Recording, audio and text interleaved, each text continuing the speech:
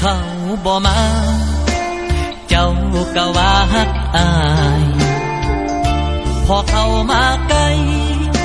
ก็ทิ่มอายเฮ็ดเซเวเฮ็ดคือจังอายบ่มีหัวใจปานว่าของเลคนที่คอยทุ่มเทเจ้ากลับบ่เห็นมันมีคุณค่ายามมีน้ำตาอายก็มาเส็จให้เป็นเพื่อนปลอบใจ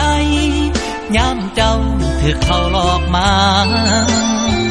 บอกตัวว่าอายสู้เขาบ่ได้สิ่งใดแด่นา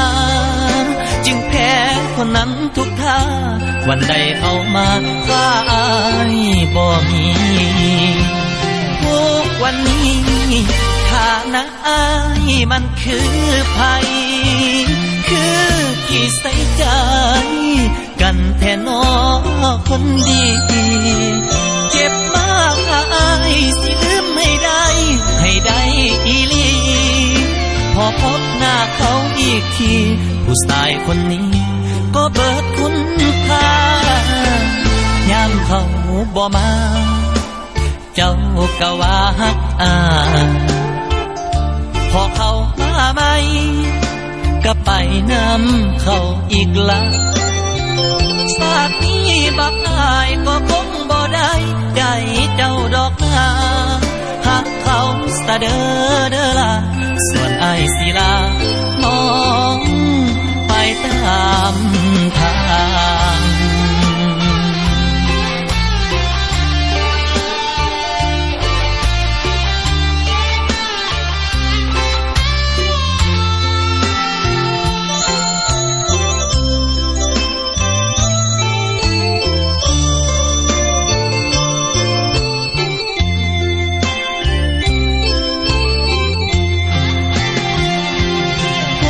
วันนี้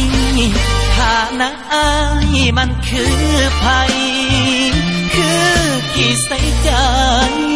กันแท้น้อคนดีเจ็บมากอายสิลืมให้ได้อีหลี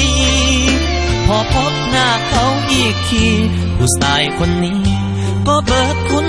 ค่ายามเขาบ่มาเจ้าก็ว่าฮักอายพอเขามาใหม่ก็ไปนำเขาอีกละชาตินี้บักอายก็คงบ่ได้ใจเจ้าดอกนาหักเขาซะเด้อล่ะส่วนอายสิลา